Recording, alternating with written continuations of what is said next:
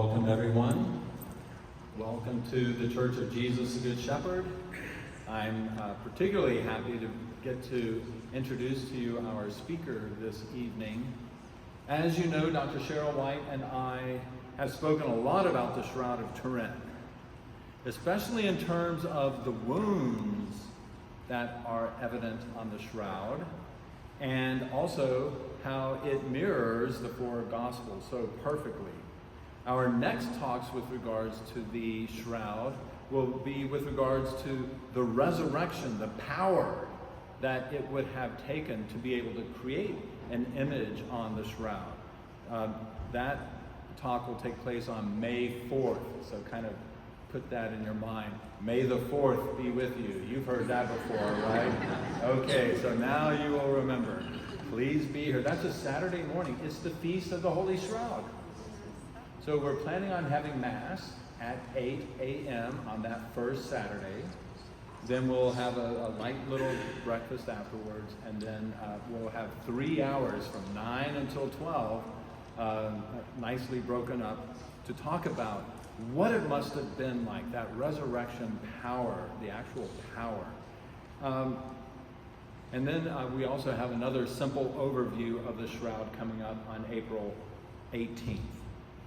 But right now, I mean, just after our great celebration of the Feast of Feasts, Easter, and in preparation for next Sunday, Divine Mercy Sunday, how wonderful it is that we have the opportunity to learn about the image on the shroud, but especially the image of Divine Mercy personified, Jesus Christ. So from the city of the shroud, Turin, comes to us today Adriana Acutis. She arrived to the United States 2 days ago. It's great to have her here. She graduated from Cambridge University in the UK with degrees in archaeology and anthropology.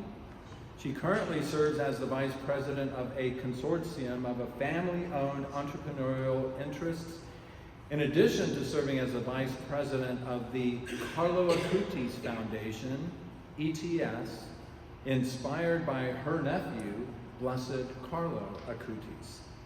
Through the Carlo Acutis Foundation and in her many collaborations with the Albertina Academy of Fine Arts in Turin, Italy, the Torino Museum Foundation, the cultural initiatives there in the Piedmont region of Italy, she has promoted events to enhance the Holy Shroud in an international context.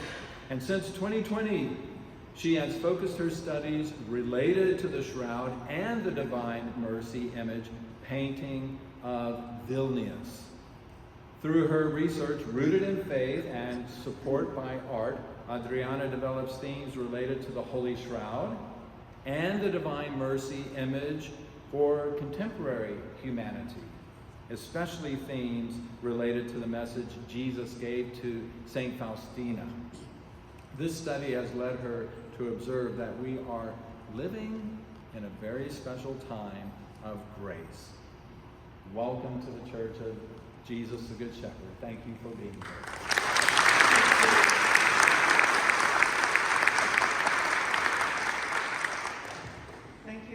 Thank you for being here. And, well, I like starting my presentation saying that I'm surprised I am here. And I really am, actually, and it's an important point for my presentation because only 5 years ago, and that's not very long a time, it would have been unimaginable for me to be here to speak to you about the Holy Shroud and the Divine Mercy picture, because I was going through a dark moment. A very dark, the kind of thing when you sort of sit down and say, dear God, if you exist, come and get me. I wasn't even going to church anymore. So what happened? Well, something awakened questions in my heart, and I was so grateful that today I'm here, more than 5,000 miles away from home, to awaken questions in your hearts. And so I really thank the organizers, and I thank Dr. Cheryl White in particular for having invited me here today, allowing me to share this experience with you.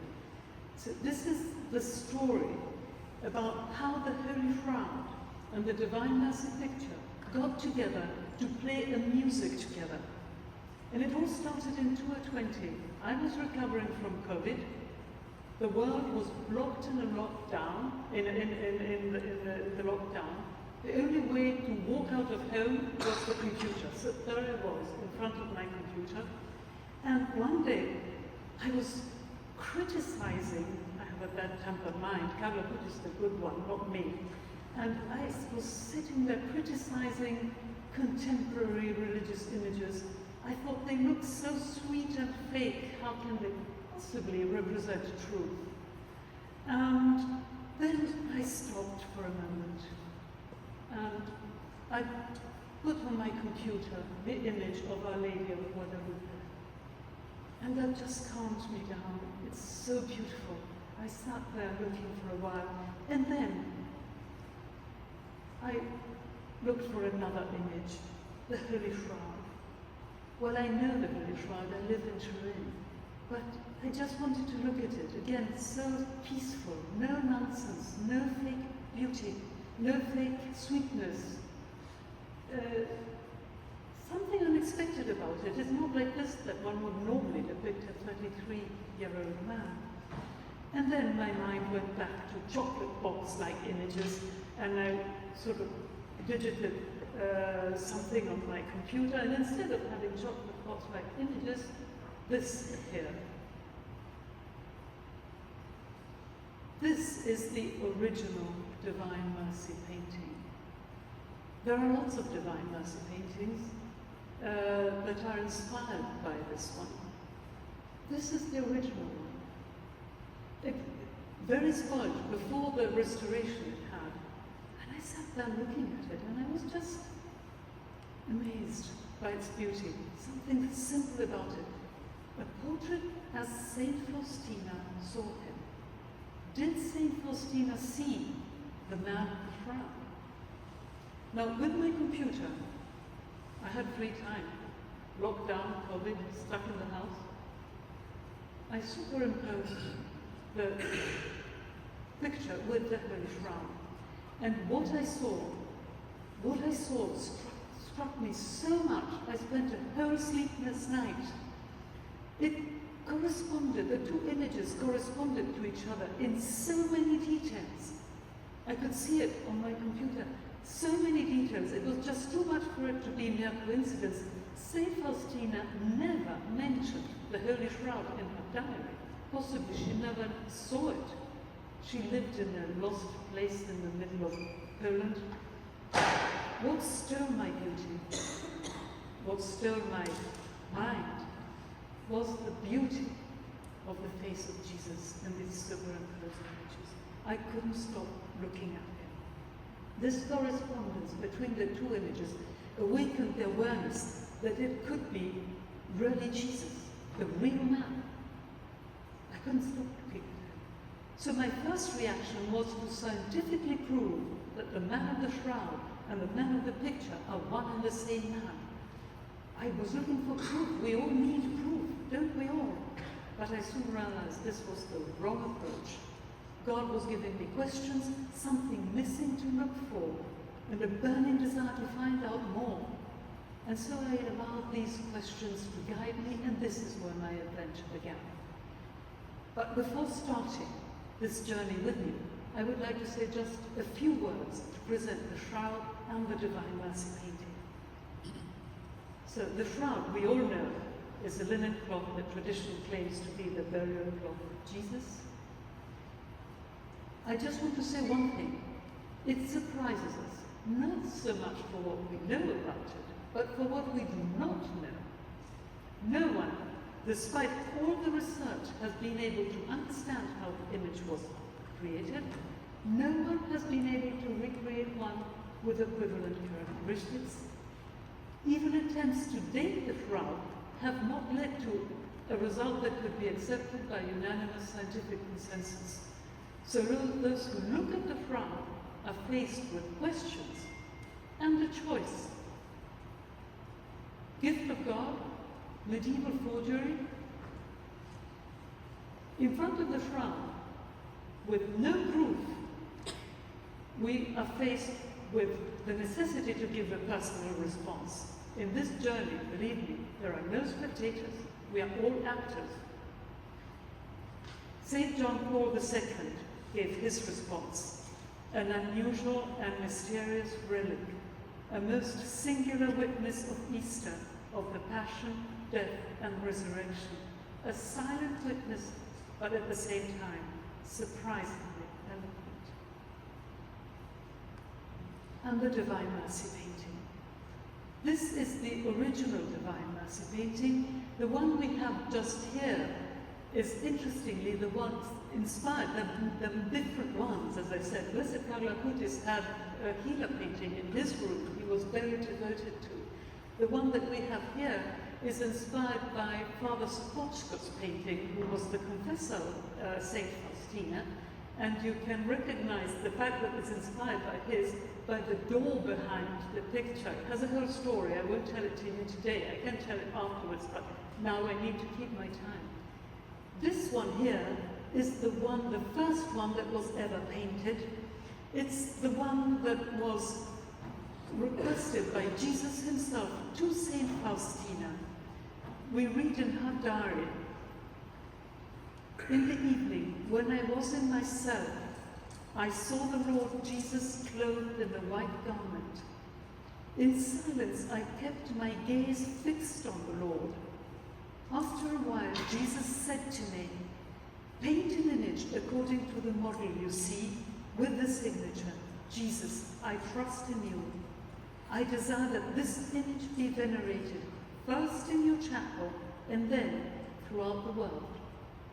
Now, this image was painted by Eugeniusz Kazimierowski in 1934 under the meticulous guidance of Saint Faustina, who followed every detail of its realization. It's the only one Saint Faustina ever saw. It took 6 months' work to be completed. It survived the war, communism seemed lost, and then reached us thanks to the heroism of many people, and a careful restoration brought it back to its original appearance. Now, 3 things about this image immediately struck me. One, the most singular. This may be a portrait of Jesus. Now, we know Saint Faustina cried for not being able to portray the beauty of Jesus as she saw him. Many people interpret this as a sign that this painting is not really important in itself. But it could be the exact opposite. But just think about it. If Saint Faustina burst into tears because she couldn't portray all the beauty she saw, what does it mean? What can it mean? One thing only. This is what she was trying to do. Saint Faustina was guiding Eugeniusz Kazimierowski to paint a portrait of Jesus, and she wanted it as beautiful as him. But she failed. It wasn't. How could you capture the beauty of Jesus? Impossible task. But we know from her diary that it captured his gaze. And we know it confirmed by Jesus' own words. "My gaze in this image is the same as my gaze from the cross." Contemplating this image, we contemplate the gaze of Jesus from the cross. Don't you get a shiver down your spine? But can it be true? Well, yes. In Rome, May 2015, a taxi driver who had raped a customer got arrested thanks to the police sketch that was made of him. Now, police sketches are done for that reason, so that you can recognize people. In 6 months' work, Saint Faustina may have given us a portrait of Jesus. The second, Eugeniusz Kazimierowski is not the author of this painting, but Jesus. Jesus told Saint Faustina, "Not in the beauty of the color, nor in the brush lies the greatness of this image, but in my grace." Does this diminish the importance of the painting? No. It tells us that this gift arrived to us without the interference of human talent. Following current legislation, this means the author of this painting is Jesus. He is the one who defined the concept. He wanted it. He followed every moment of its realization. He gave precise directives on how to do it. He decided when it was complete, talking to Saint Faustina. Now think, just to give you an example, of Maurizio Catalan's banana. Taped to the wall. It's created in an edition of 3. It's priced $120,000. And it's a real banana. One of the 3 is in the Guggenheim Museum. Catalan is not the one who sticks it to the wall, but he had the idea, and he gave precise directives on how to do it, and how often to change the banana. He is the author. Well, a painting, regardless its complexity, derives value from its author. So, this is the nature of art. It does not explain things. It makes them live. It generates an experience capable of producing a strong connection with the author. So, I realized that this painting creates a connection with Jesus. And so this brings us to the third point. This is an important gift. We are accustomed to considering images as mere supports to prayer. We often told that we shouldn't give them too much importance. But Jesus insisted with St. Faustina to paint this image. She couldn't paint. She didn't want to do it. He told her, know that if you neglect the matter of the painting of the image and the whole work of mercy, you will have to answer for a multitude of souls on the day of judgment. St. Faustina was frightened. In her diary, we read she suffered a lot because of this image. In her words, Mary looked at me with a warm smile and said, you will suffer much because of the image, but do not be afraid. So this image was given to us at great cost. Jesus told St. Faustina surprising words. I am offering people a vessel with which they are to keep coming for graces to the fountain of mercy. That vessel is this image with the signature, Jesus, I trust in you. So once again, we are confronted with an image that demands a response. Jesus, I trust in you. No room for spectators in front of God's gifts. We are all actors. The first words St. Faustina used to begin her diary are thanksgiving him for this picture. So it's important. But why did Jesus want it? Well, I leave you the question as an invitation to prayer in front of this image. And this is where the journey begins. I felt the urge to talk about the similarity between this image and the Holy Shroud. And I do remember the first reactions. One person came up saying, ooh, how interesting. Well, you know, also the Manopello image is identical to the shroud. And then someone else came up and said, well, do you know, a book has recently been written on the surprising resemblance between the Bernini's Savior and the shroud.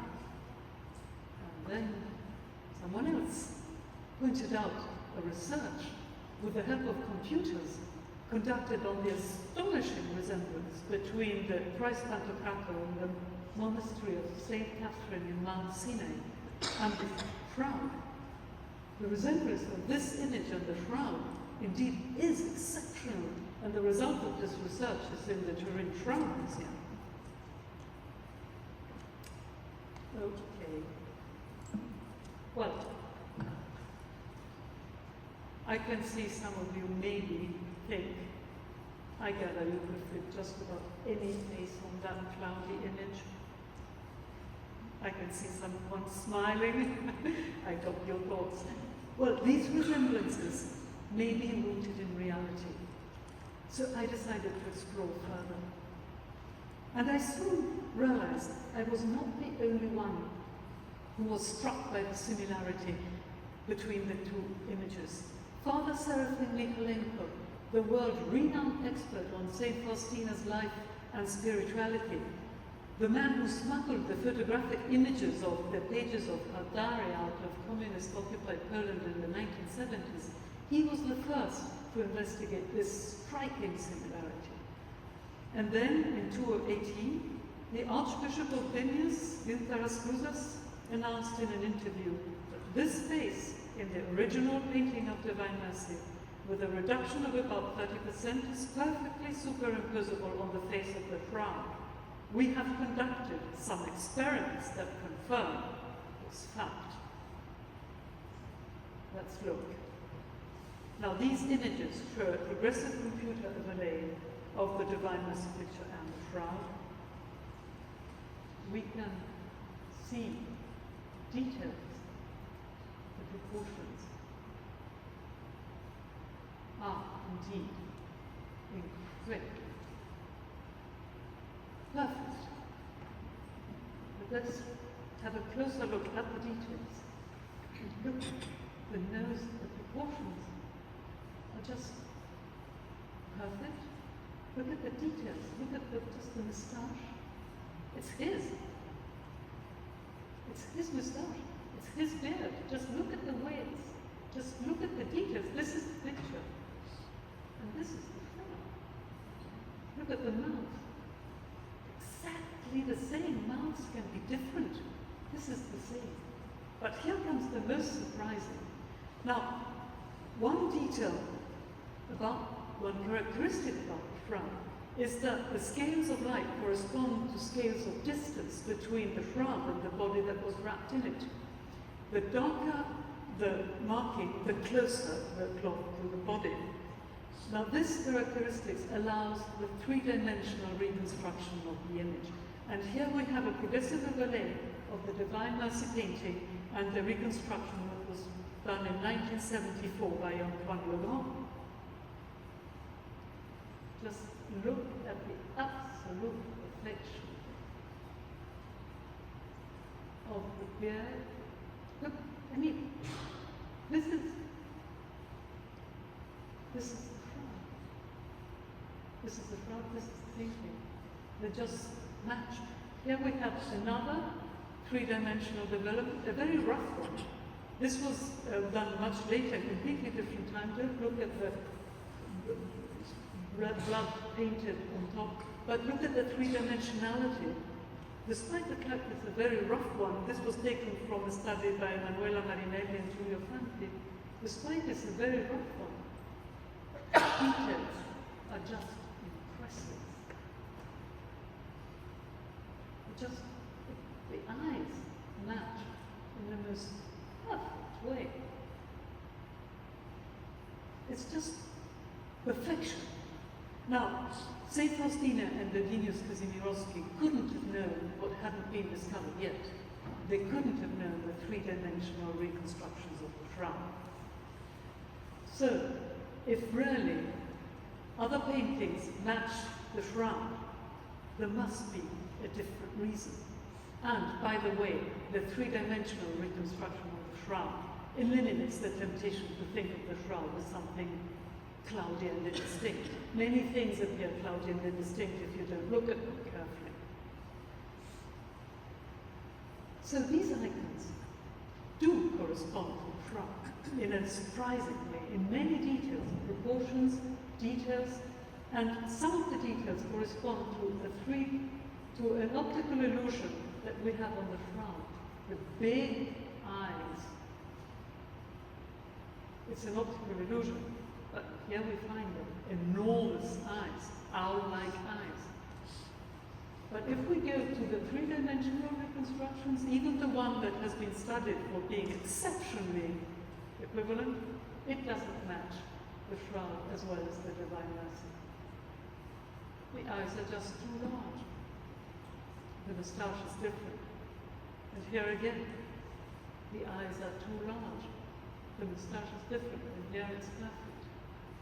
So whoever painted the icon was inspired by a model originating in the Shroud, but who painted the Divine Mercy picture was inspired by Jesus himself. Let's take a leap forward in time. Following art, a big change. What happened here?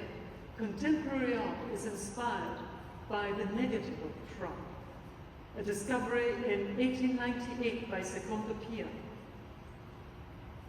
We know now that the negative of the Shroud has an image that is more clear, more evident than what we see on the positive of the Shroud. And in fact, it's so evident, we see it here, that science takes over. And we believe that the closest to the reality of the face of Jesus, the real face, is this photographic negative of the Shroud. Artists may perform a part, but as a complement to in-depth scientific work, and whatever they do, in fact, in the end, is a bit of a gamble. This is the closest point to the reality of Jesus' face. And already in the time of Leonardo da Vinci, art wanted to be realistic. And we can see it here. This is Leonardo's Salvator Mundi, and the proportions do not follow the proportions of Leonardo's study, but they do follow the proportions of the Shroud, beautifully. And whoops, what do we see here? St. Faustina's picture does not follow these proportions. A very big mistake, so it may appear. The head is different. This one is taken from the Shroud, and this one, But let's look at things more carefully. What's happening here? Starting with optical illusions, as in this chessboard. Now, however strong we may sort of force our mind, this looks darker than this. But we know that exactly the same. What's happening here is that our mind is interpreting. Our mind is always interpreting. So, I talked before about the optical illusion on the positive of the Shroud. Working on my computer, I realized that the negative of the Shroud also has the banana peel of an optical illusion. And we can see it looking at the overlays of faces on the Shroud that are found on internet. Internet is a perfect place to find what people perceive as correct. And these images are taken from internet.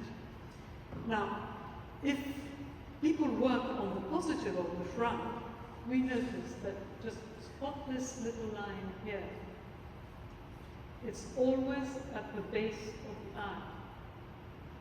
You can look many and many and many, it's always at the base of the eye. If people work on the negative of the Shroud, very often it's at the base, but most times, if the line is white because it's on the negative, it goes on top of the ears, a different position. So what's happening here?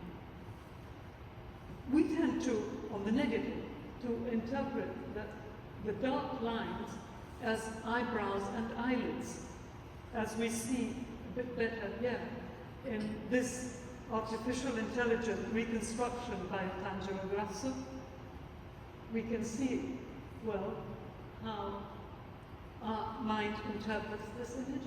But in reality, the eyebrows are here, where the white denotes the most prominent part, and the dark bit down here is not the eyelids, but it's the most hollow part under the eye. What is dark here corresponds to what is light here, and it's way down. Here it appears like this. We see closed eyes, but in fact it's an optical illusion. So, this is a mockery for science, because what is considered the closest point to the reality of the face of Jesus, discovered thanks to photographic technology, bears the germ of an optical illusion. And there is more than that. the proportions of the shroud are not the normal human standard. Those who claim the shroud as a medieval artifact are faced with the surprising choice of the creator. Far from having the likeness of Zeus, some argue inspired the images of Jesus in the early century, the image of Jesus on the shroud has, don't be afraid, the proportions of a Neanderthal. And there is more than that.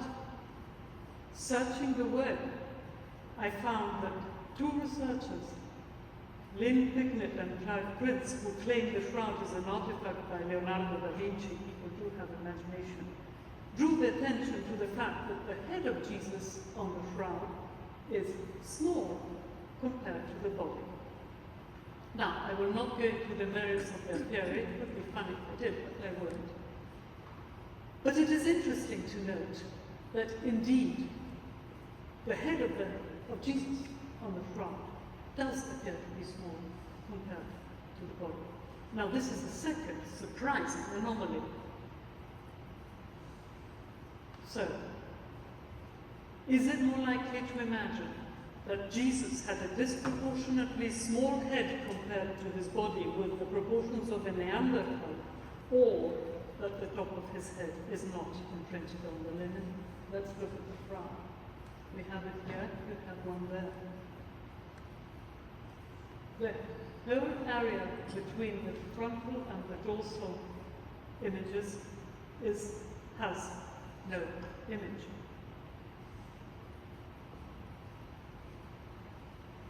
The whole part round the top of Jesus' head has no image. So, confronted with optical illusions and missing parts, we may have to accept that the face of God, and this is the clue point, we may have to accept the face of God can only be approached through God's help and not through human efforts.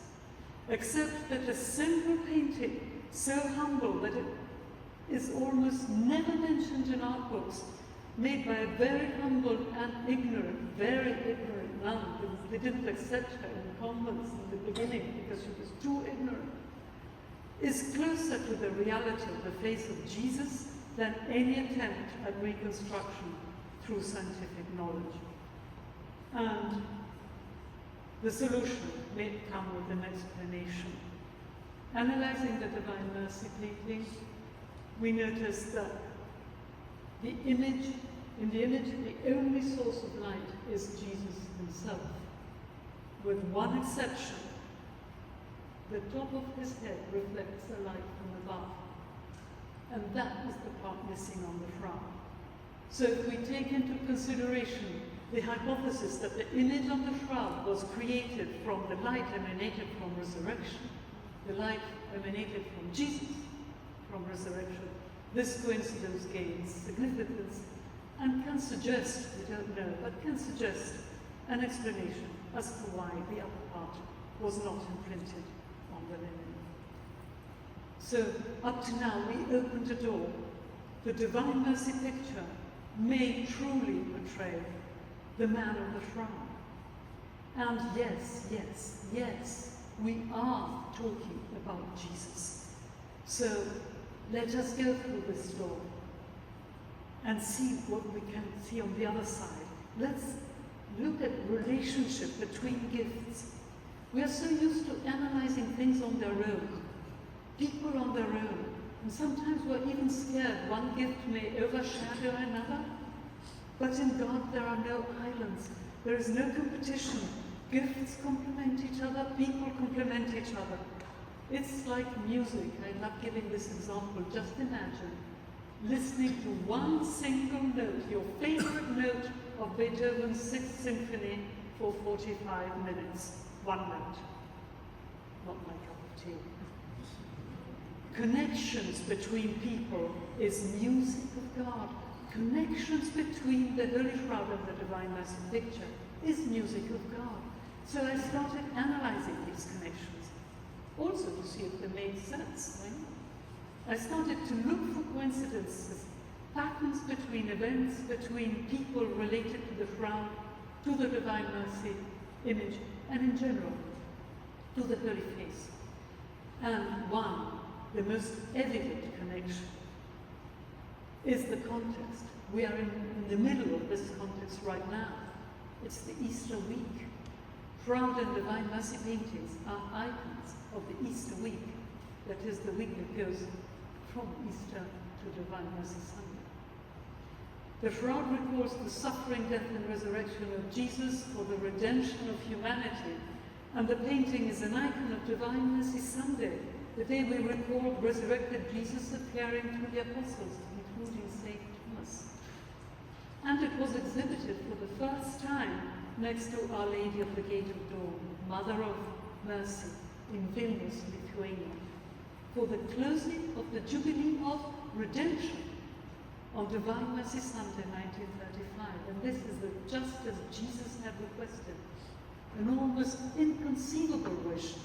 And St. Faustina reacted, saying, I see now that the work of redemption is bound up with the work of mercy requested by the Lord. Bound up. Shroud and picture are icons of redemption and mercy, linked gifts of the Easter week.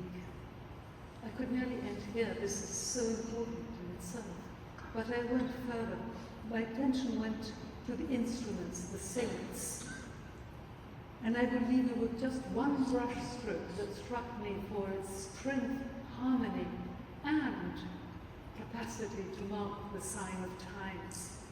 Starting in the 19th century, with an important prayer context. Prayers are often the beginning of everything.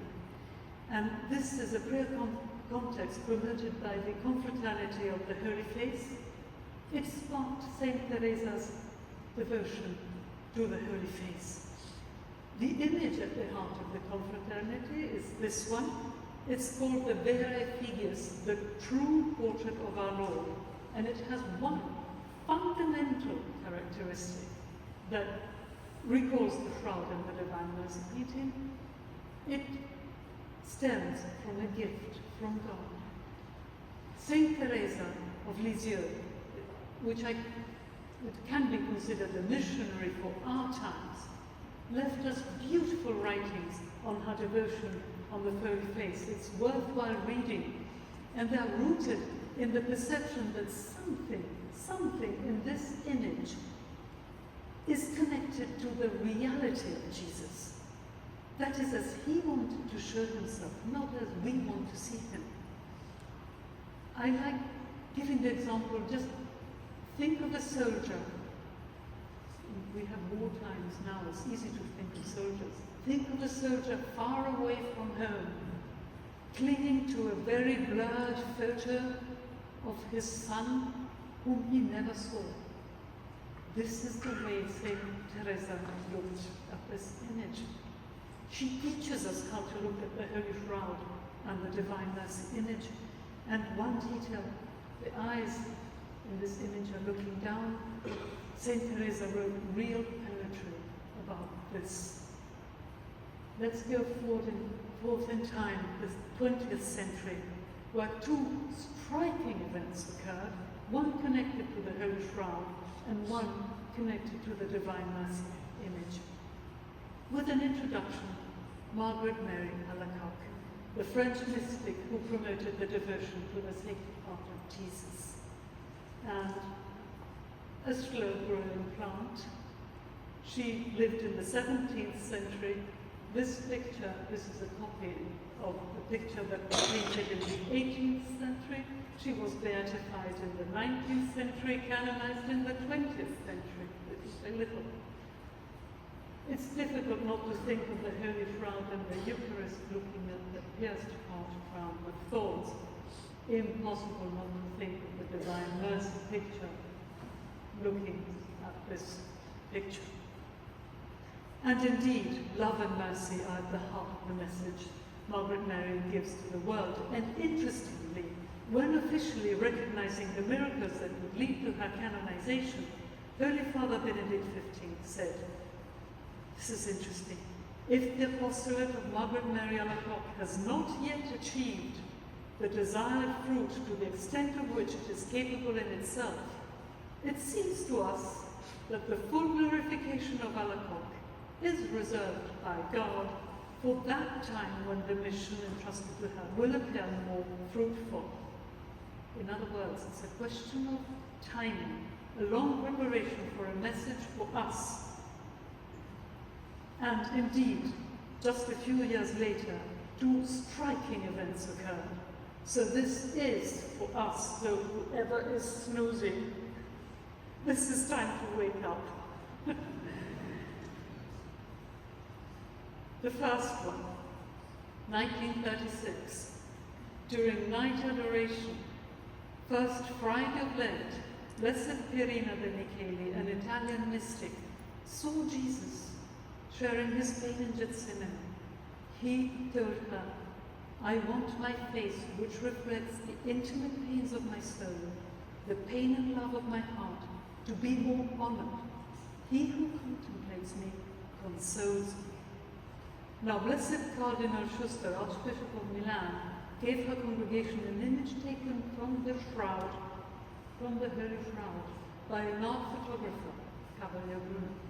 And this image, taken from the shroud, is the one that Blessed Pierina de Micheli used to promote the devotion to the Holy Face. And the same image, she was used to mint the medals with the face on one side and the host on the other, as requested by Our Lady. These medals are all over the world. And 5 years earlier, 1931, first Sunday of Lent, watch the pattern. Saint Faustina Kowalska saw Jesus asking her to paint an image according to the model you see with the words, Jesus, I trust in you. And the painting depicts risen Jesus coming towards us as King of Mercy, as he did with the apostles. And in the words of Jesus, to prepare the world for his second coming. Music marks time. So now possibly at the end of the week, he is speaking to us. We better listen. And St. John Paul II has an important place in the picture. In St. Faustina's diary, we read, as I was praying for Poland, I heard the words, I bear a special love for Poland, and if she will be obedient to my will, I will exalt her in might and holiness. From her will come forth the spark that will prepare the world for my final coming. Prepare the world for my final coming. These words are repeated over and over again. Now, we do not know who the spark may be, but coincidences point to St. John Paul II. He promoted the message of the Divine Mercy. He beatified and canonized St. Faustina. He established the Feast of the Divine Mercy on the second Sunday of Easter, as Jesus had requested. He died the eve of Divine Mercy Sunday. He was beatified and canonized on Divine Mercy Sunday. His first visit as Pope to Turin, April 13th, 1980, White Sunday, second Sunday of Easter, which will become Divine Mercy Sunday. And it is on that occasion that he contemplated the Holy Shroud and left us the beautiful sentences I quoted before. So music is getting loud. Music is getting loud. Shroud and picture are playing important notes, and we better listen.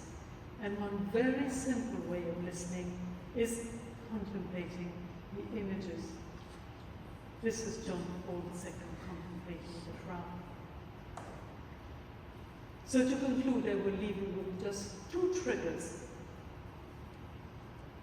on the importance of contemplating the images. One, Jesus speaking to St. Faustina about the Divine Mercy image once said, by means of this image, I shall grant many graces to souls. It is to be a reminder of the demands of my mercy, This is a bit surprising, maybe. A reminder of the demands of my mercy, because even the strongest faith is of no avail without works. If you want to have a driving license, fear is not enough.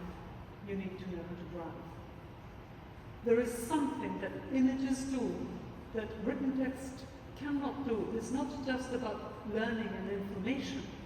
It's about action. They teach you how to drive. And there is a scientific explanation, mirror neurons. If we know motor neurons fire if you perform a finalized action, if I put my arm to point at someone, some neurons in my head will fire. If I watch someone else doing the same, 20% of these neurons will fire. They're performing a sort of virtual reality simulation of the other person's action. Also, when we look at a film, we live the film. When we look at an image, something about that image sinks into a lived perception. If we look at an image that portrays a veiled reality of Jesus, something about that reality trickles into our lives. And this is not mumbo-jumbo religion, this is neurology. This is the way our mind works. It may be true for the shroud, it may be true for the Divine Mercy painting. And in Teresa's words, your face is my only wealth. Hiding myself in it continuously, I will resemble him, Jesus. This is not about understanding, it's about living, conforming ourselves to Jesus. And now the second trigger. In St. Faustina's diary, we find a novena dictated to her by Jesus. Day 9, the last day, we read, "Today bring to me souls who have become lukewarm and immerse them in the abyss of my mercy. These souls wound my heart most painfully. My soul suffered the most dreadful loathing in the Garden of Olives because of lukewarm souls. They were the reason I cried out, 'Father, take this cup away from me, if it be your will.' For them, the last hope of salvation is to flee to my mercy." I often have the scratchy thought that day 9 may be for me. We know that an angel came in Gethsemane to strengthen Jesus, and in Italian we say to console him.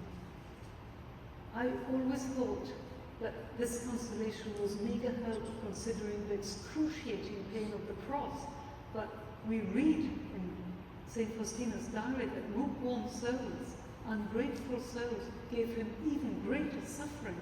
Consolation gains a completely different meaning. And so does the sentence, "Blessed Pierina de Micheli," heard from Jesus sharing his pain in Gethsemane. I want my face, which reflects the intimate pains of my soul, the pain and love of my heart, to be more honored. He who contemplates me consoles me. We know Jesus told St. Faustina, "My gaze from this image is like my gaze from the cross." So think about this. Contemplating the shroud and the image of the Divine Mercy, we can console Jesus, relieving his greatest pain. And so we have reached the end of today's journey. So if you're puzzled, it's good news. Answers would allow you to sleep. Questions do oblige you to wake up. Now we all know that those who hope to relax in the reassuring thought that the shroud is a medieval forgery are wrong. There is no proof. There simply is no proof. The perfect and inexplicable correspondence between the Holy Shroud and the Divine Mercy picture conveys the awareness that truly they may be images of Jesus, the real man. Surprising gifts of the Easter week. They are like instruments playing music together, which expands in a whole context marked by saints, which has the effect of an alarm clock. Music marks time to wake up and let us not forget that the image and the message of divine mercy were given to us to prepare us for his second coming.